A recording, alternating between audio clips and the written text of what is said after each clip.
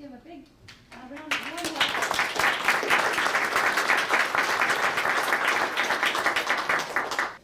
And I have to thank the Library Foundation because financial literacy is such an important subject in this country.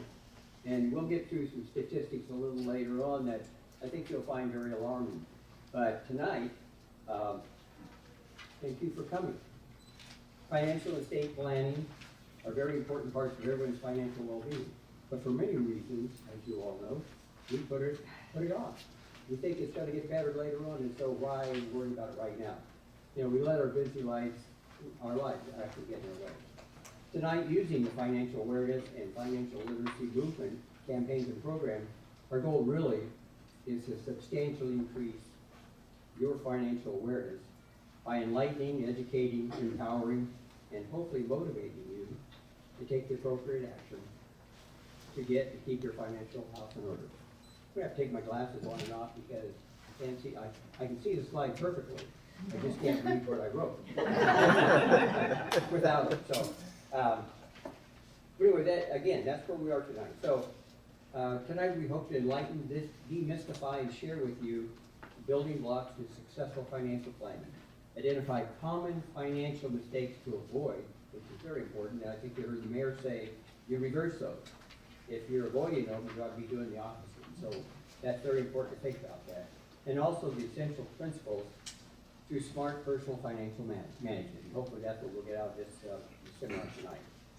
These are very valuable tools, and we hope that they make you better informed and productive in everyday monetary decisions. It saves you time and money in working with your financial advisor and motivate you to take the appropriate action now and in the future. Through your nice program, we hope to help you increase your ability to better achieve personal and family financial dreams. So let's get started. Let me first introduce our panel. We have first on the far end, we have our attorney, Barry Polk. In the middle, we have our CPA, Rena Tringali. And here on the end, we have our financial planners, Chris Cabanillas. Let me introduce Eric a little more. Eric is a licensed California attorney with over 30 years of experience. He earned his bachelor's degree in history from Cal State Long Beach, a master's degree in marriage and family counseling from Fuller Seminary, and his Juris Doctorate from Monterey College of Law. He's a certified specialist in estate planning, trust, and probate law through the California State Bar. His practice concentrates on estate planning, wills, trusts, probate, and related areas. His practice his vast experience includes career counseling, chartered financial consulting, and is a registered general securities representative. Eric maintains a full-service legal office at 60 Garden Court. Eric, thanks for being here. Next, let me introduce Chris Cabanillas, who is a accredited investment fiduciary and certified financial planner. He is a principal of Monterey Private Wealth. He earned his BS in economics from the University of San Diego and a certificate in his personal financial planning from San Diego State University. He has served as treasurer of the Board of Trustees for the International School of Monterey and Shelter Outreach Club.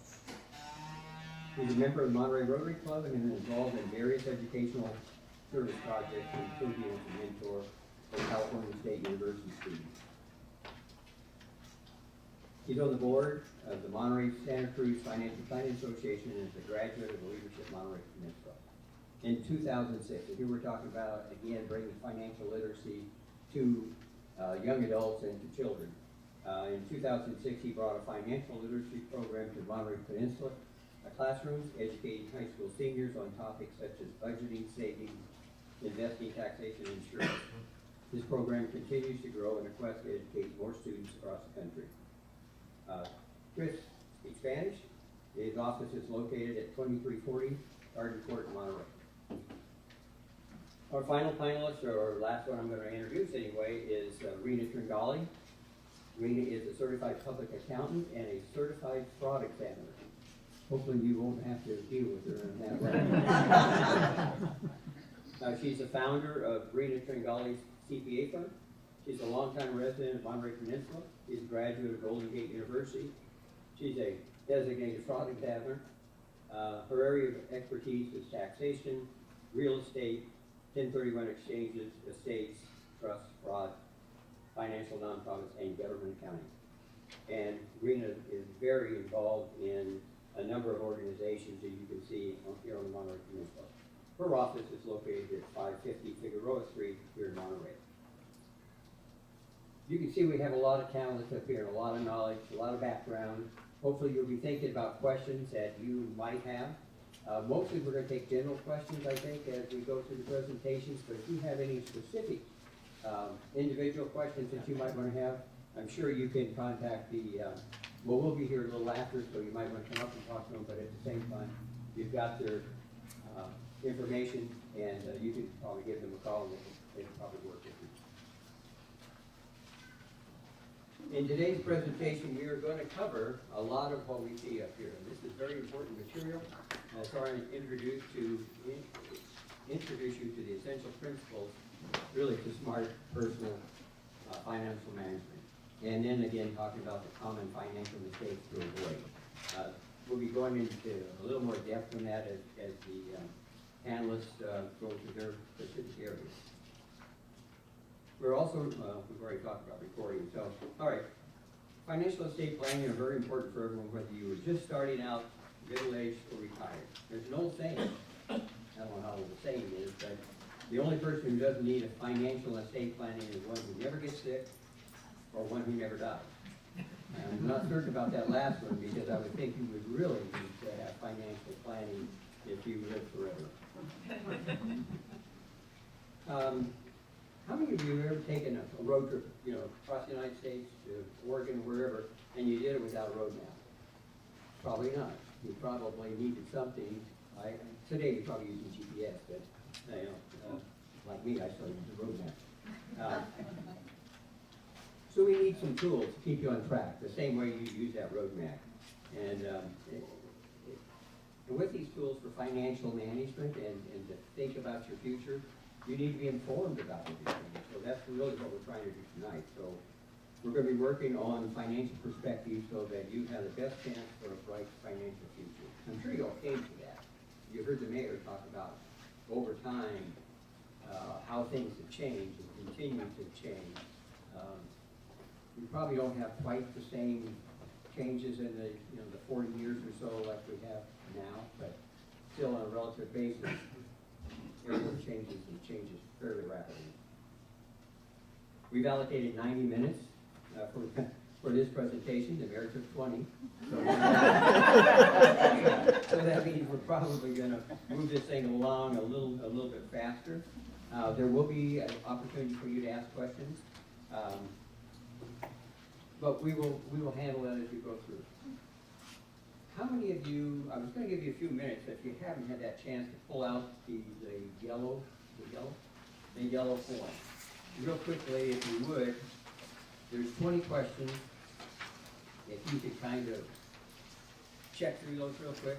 They're fairly simple and they're fairly self-explanatory. Either you do or you don't. So you probably ought to be, if you're going to do it, you ought to be honest with yourself. Yeah, let's go to the next slide.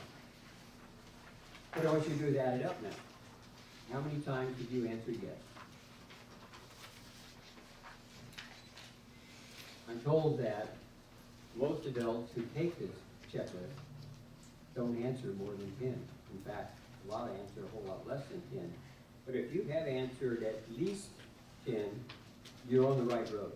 If you're 6 to 10, you're not current with your finances. And if you're under 6, your finances really are managing you. I would keep this little handout and utilize it as kind of go back to the roadmap, as where I am that I might be behind the curve, and then utilize it, as the mayor said, to do the opposite, to try to get those things done. There's so much in the paperwork and organization that we tend to put off on an ongoing basis. I'm sure Rena, who just got through taxes, could tell you that a good portion of her clients come in with a box stuff. And they have no idea what's in there, but they normally want their CPAs figured out for them. And they probably do the same thing with their attorney and also their financial planner. So we want to review these numbers, and you should review these and use this as a roadmap. Yeah, and the success always is that the challenge comes or something comes, it's always the wrong time. I've always got my mind on something else, not on what and you feel guilty about it. Well, I do. Guilty all the time. So anyway, I would like to see if you could take that and use that as something to work forward with. Now we're going to see some alarming data. Take this off here. And I'm not going to talk about each one of them, but you can see that there are an awful lot of numbers that impact people's financial futures. And from college students and all the way into what Mary was talking about, having to take money now that I'm retired, or I'm now 70 and a half, and I have to take my money. But when you look at what's going on, 90% of Americans over 65 are totally almost dependent on Social Security. The average is $27,000. So if you haven't saved and you haven't done your financial planning, that's a pretty negative impact on you. Especially when you look at 65, you've still got 19 years left on average in your life. So these are things that you ought to be thinking of. The one that really gets me a lot, actually, is what percentage of credit card carrying college students are unaware of a late payment. There's a late payment charge on credit cards, and they need to understand it's not just that late payment, because that keeps going up and over again. If you don't make the first payment, when you do make a payment, it's now going toward payment that's now due, not the first payment. So it adds one more month of no payment on your credit card. And so that affects your credit report. And so it's, when we talk about financial literacy and education, it needs to start there. Chris is, with his dealing with young students in high school and Boys and Girls Club, we try to talk about those things. We try to make sure they understand how important it is to maintain their financial literacy and planning. Woody, might I interject a couple things here? Sure. On the slide, it's talking about what percentage of Americans over 65 are dependent on Social Security. And in my practice, I'm starting to see people, because of the economy nowadays and employers trying to tighten their belts, they're paying people with 1099s and under the table, not reporting it at all. And I'm finding that people are retiring at 65 thinking, oh, I'll get Social Security, and they haven't even hardly paid in to Social Security. That's kind of a new thing that, is unexpected. Used to be people just worked for 40 plus years and it automatically there was something, and that's not being the trend anymore. The second thing is how much average retired couple receive from Social Security. How many people know that up to 85% of your Social Security is taxable if you make over $32,000 as a married couple between all your income and half your Social Security?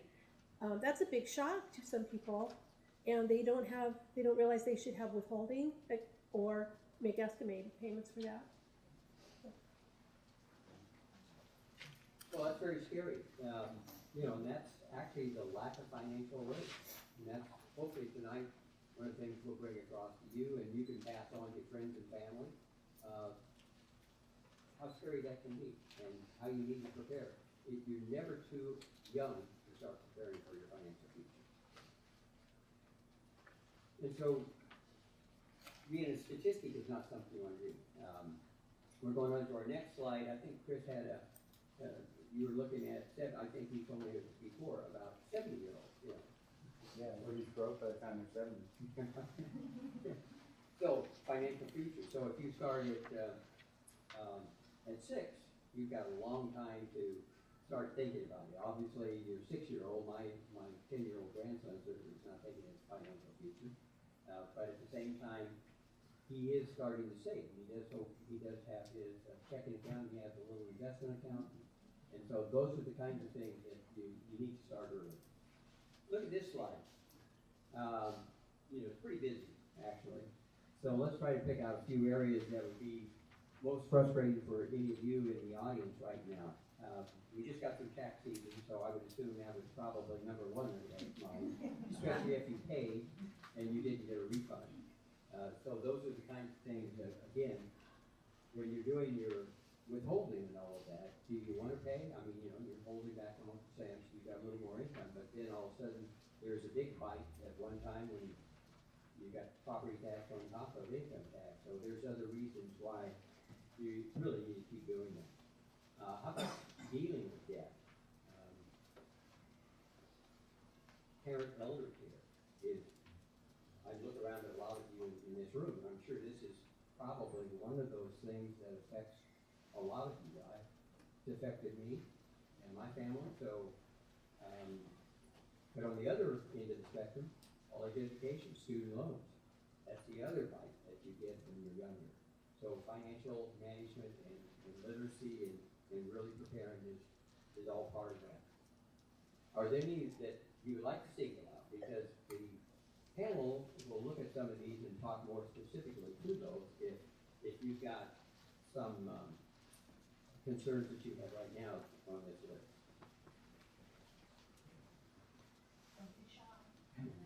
Yes. Financial education. I'm working on my trust right now, but you keep saying you need to invest, but I don't know how. So, maybe some tips on how to best do that. I mean, I know that's a whole nother workshop, but just maybe a website to get me started. Well, Chris, Yeah, that's a good question. Can everyone hear me? Yes. All right. First of all, thank you for allowing me to be here. One of my kids' favorite places is the library, so happy to be here. They're a little bummed they're not here with me.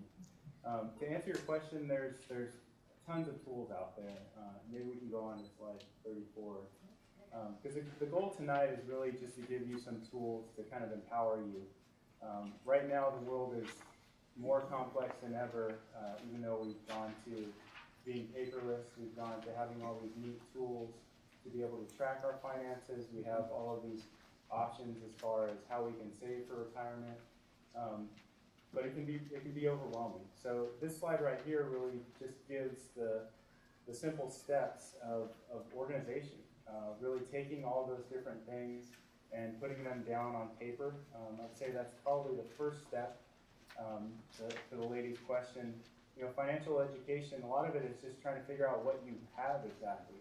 So digging through your statements, maybe checking with your employer and seeing what retirement plan you have through your employer, how much they're contributing, how much you can contribute. Those are all the basics. Once you kind of assess all of that and figure out what your expenses are, then you kind of move to the fun part, which is really looking at your goals. That's my favorite part of what I do, is really sitting down with people and just figuring out what are their goals. Money can be an amazing tool to achieve all those goals, but you still need to know what you're trying to achieve. So we'll get into all of that. We'll talk about some of the common mistakes that are out there, and there's a lot. You'd be surprised at what some of those mistakes are, and then also just getting you some simple steps that you can take. I'm a big believer in bullet points. If somebody's going to give me something, give me a few bullet points, and I can just start there. These slides are very wordy, so feel free to just take a few of those. Don't overwhelm yourself. But this is going to be some really valuable information. So I would just encourage all of you to just listen, take a few things, even if you just take a few action steps when you leave. I think you'll see that you're going to be ahead of most folks out there. Thanks, Chris.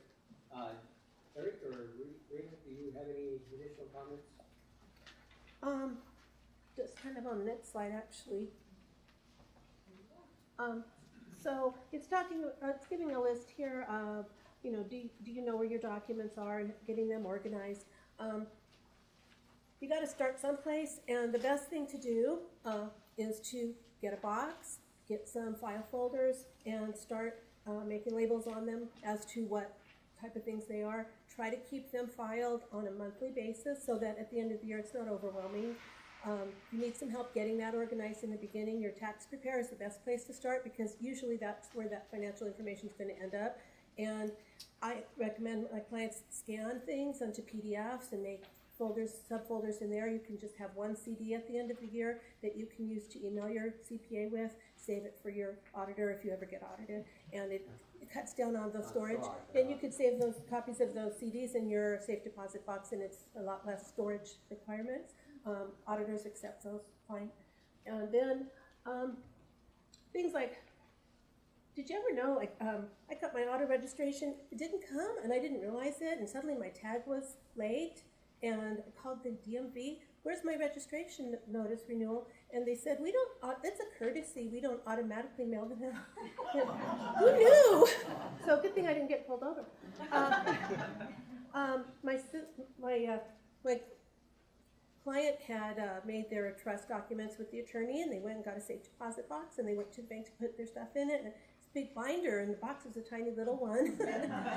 So you might want to, make some plans ahead of time as to safely storing these documents in case of, if there's a fire at your house, you want to save, or maybe having, if your CPA has room in their office or something to have storage for that. If you have an executor or trustee that you've designated in your will and your trust documents, you might want to discuss the fact that you've done that with them.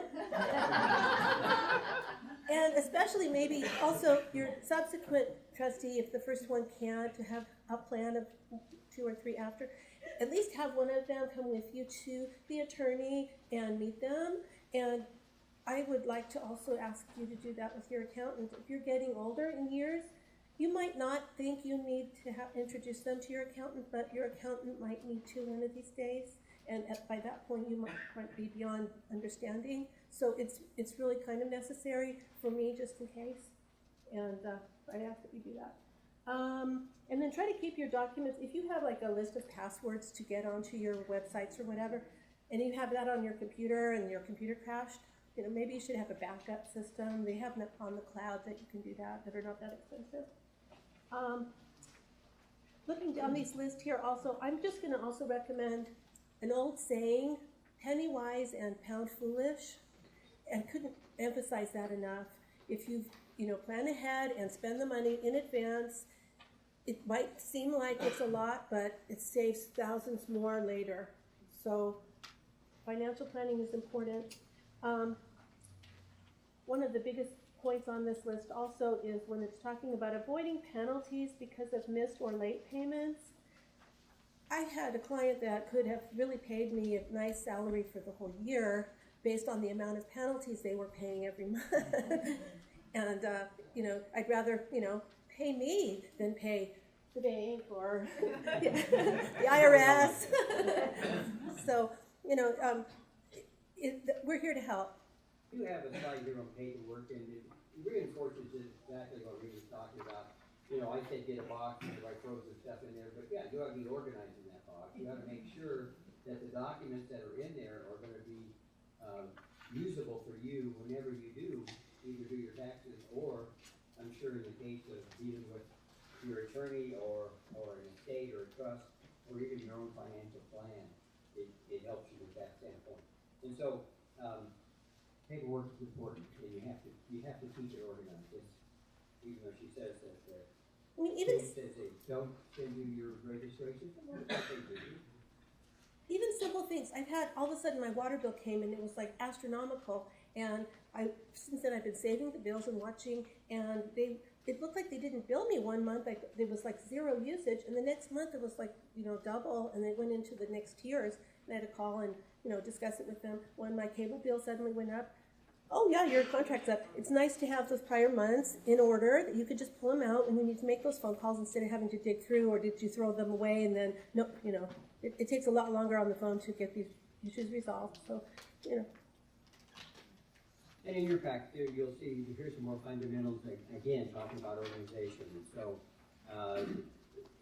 it's the most important thing you do, but it's the most thing you don't want to do.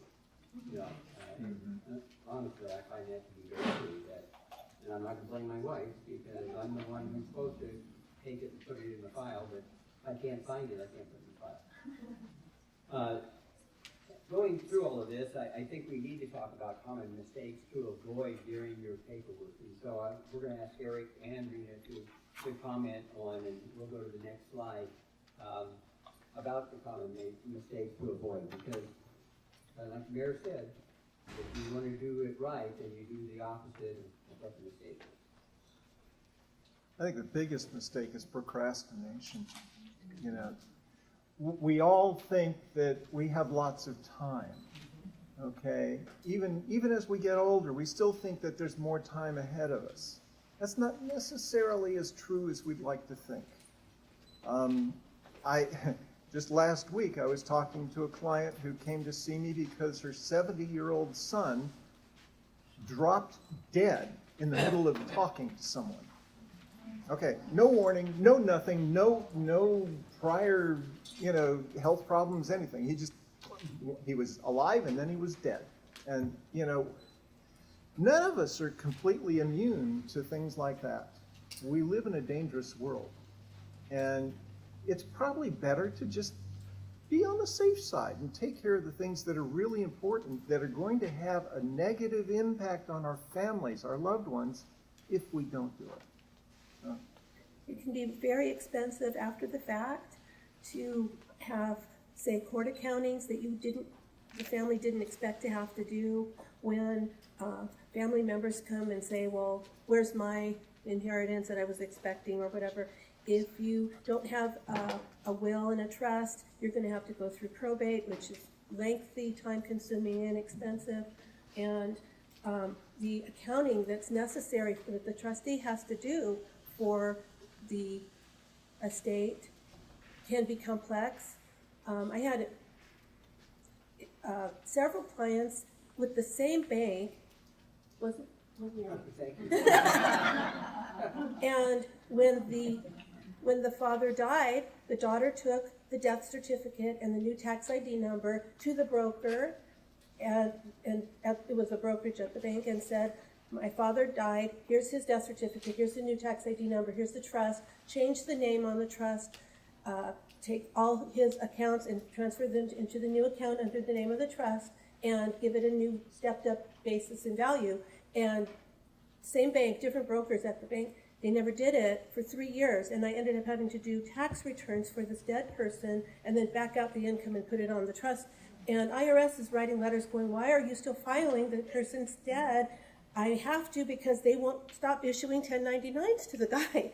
And so my client's doing the right things, but you have to have your professional team advising you, following up with these issues, and making sure the trustee understands steps that are necessary. I mean, these trustees did the right thing and still this happened. So you can imagine if the trustee has no idea that they were even a trustee.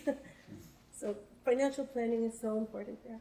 Along that same line, be careful who you turn to for advice. So often I have people coming to me telling me that their neighbor told them thus and such, and now they're all freaked out and they want to make sure that they get this taken care of, and I have to correct what the neighbor told them and tell them what's really going on. If you're taking your advice from people who are perhaps not as knowledgeable as professionals, then you're going to get what you pay for, and probably pay for it more than you know. So I really want to encourage you to seek out people like Rena and Chris to ask these questions of somebody who knows the answers. How can you choose a professional? If I want to do some of these things, I mean, I have no idea who to follow. Recommendations from, if you go to things like Community Foundation or asking friends who are in a similar financial situation that you are. Definitely you want to talk to other professionals in different areas to say, well, if I were to, you're calling your attorney and say, if I were to need an accountant, that kind of thing. Because usually professionals will not want to recommend another professional unless they're familiar with their experience and all. Yeah, I would say all three of us are members of some type of professional organization also that kind of governs our specific industry. Like Eric is, he's an attorney, but he's also a specialist in estate planning attorney. Our firm doesn't recommend an attorney unless they're certified for estate planning, because it's a very unique part of law. So just about every attorney can put together a living trust, but to really do it properly, you really want to have somebody that's in that area. It's like you wouldn't go to a podiatrist to get a heart transplant. It just wouldn't. It wouldn't be money well spent. You just want to Same in law. understand But the I would differences. say, yeah, there's different governing organizations. Mine, NAPFA is one, NAPFA, that's an organization that basically is for fee-only financial advisors. So you're not going to find anybody that's charging commissions or anything like that in that organization. So you end up finding a lot of businesses that essentially do the same thing. And then you want to look for professionals like, there's a difference between going to H&R Block versus getting a certified public accountant. You want to look up the differences in the designations, just kind of educate yourself on that kind of. You had a question? On your number 7, it's up there. This is credit card report, credit report regularly. What is regularly? At least once a year, yeah. Is that good enough? I would say so.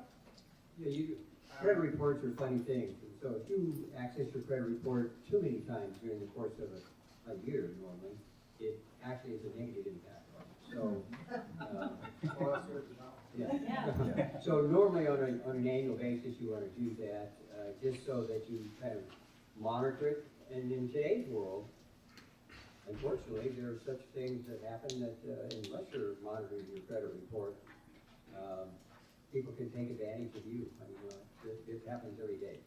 So yeah, it's important though to make sure you do that. I have a question about the previous slide. It kind of shows snapshots of various checklists. Are those available in what we're going to go on? Yes. All this- 228 pages. All this information is in the document that you'll be downloading. So, and good luck in reading through it because it's very important, but at the same time, it's kind of like doing paperwork. Am I going to read it all? Maybe you ought to go through and pick the highlights out and read it from that standpoint. That's really what we're trying to do here tonight, is just picking important things that you ought to think about. And if we go to the next slide, essential principles, and this kind of answers the question that you had about how do I select a financial advisor or something. Number 6 on that talks about the same thing, is you asking questions and getting evaluation. So again, I want to have both Eric and Rena continue to talk about these slides because it's important for you to know. One thing I liked in the couple pages back, it said having like a financial calendar. I like that idea. I always try to get my clients to use a calendar to keep track of their business miles.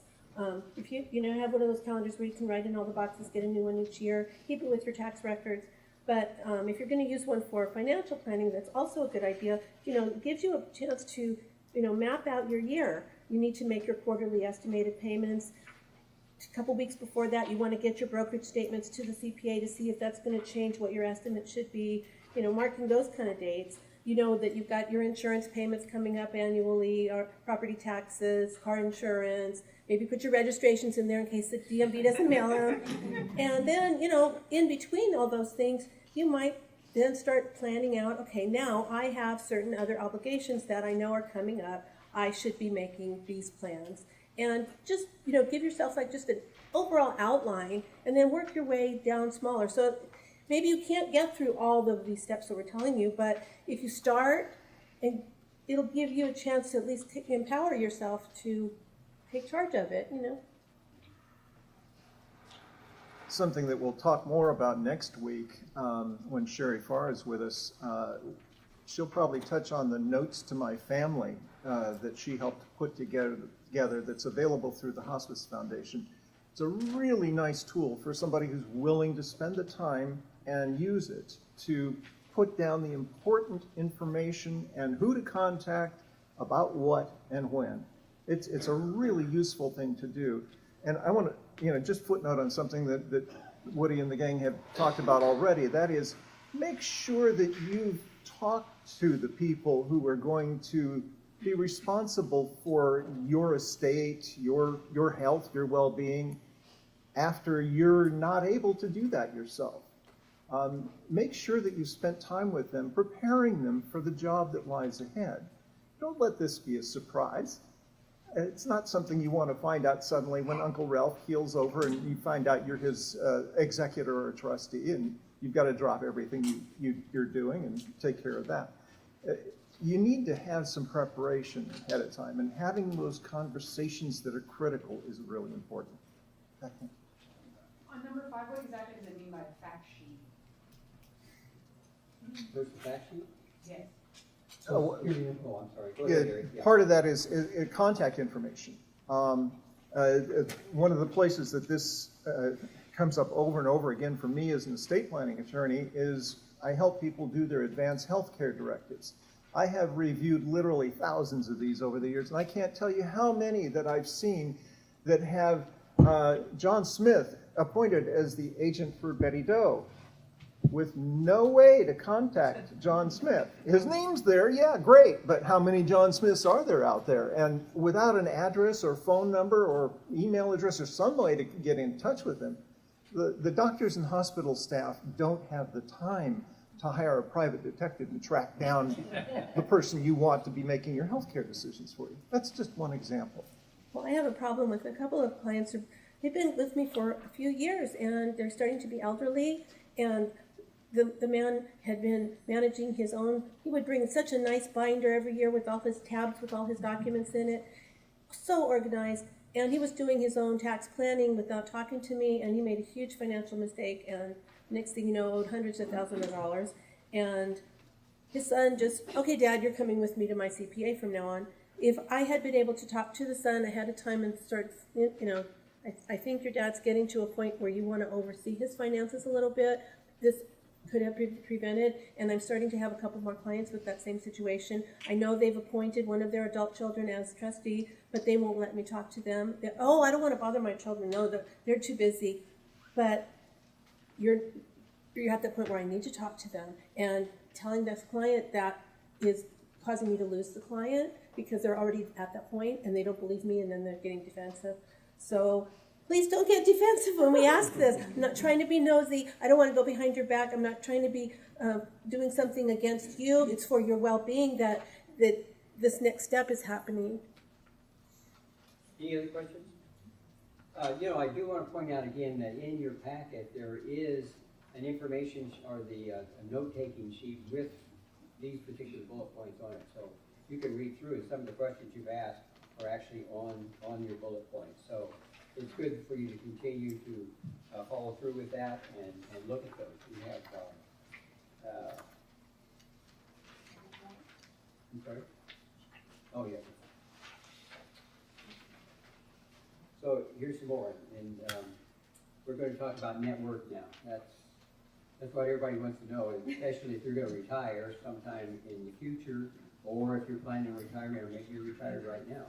Just going back to that scary slide where people haven't saved enough, or they haven't. So really staying on top of your net worth is very important for you. You need to know what you owe and also what you have. So I'm going to again ask Rena to talk to you about how you compute your net worth, and then give us some thoughts on how you put all that together. So Rena?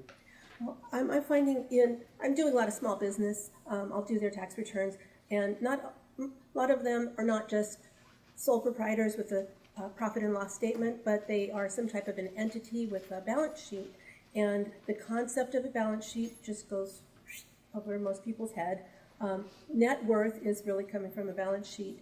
It's what do you own, your house, your cars, stocks and bonds, investments, retirement accounts. How much do you have out there? And then what do you owe? And your mortgage and whatnot. And then what's left over, that's your net worth. I have clients that come where the husband has been managing the financial affairs for years, and now he's in the hospital, and the wife doesn't know how she's going to pay the next month's bills, and everything is a mess.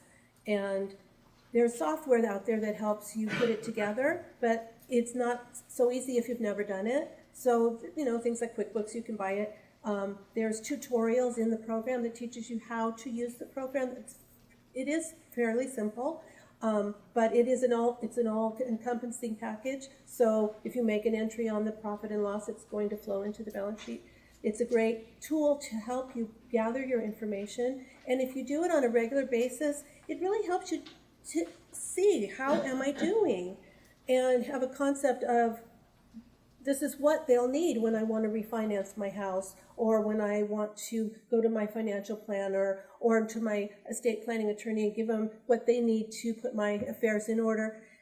And it shouldn't take a lot of effort at that point. But when you go to them without having all that information, it can seem overwhelming. I was suggesting perhaps going to like Cal State Monterey Bay and seeing if there's accounting students that need volunteer hours that might be able to help assist the seniors or whatever to gather information. But these are necessary tools that need to be accomplished. So basically you want to organize your documents into where do I have my money? What kind of statements am I getting from these companies? Get folders for those things, put those statements in numerical order, maybe create binders with tabs annually, whatever makes it so it's a clear picture. That's half the effort right there, is just getting those statements in order. And thanks, Rita.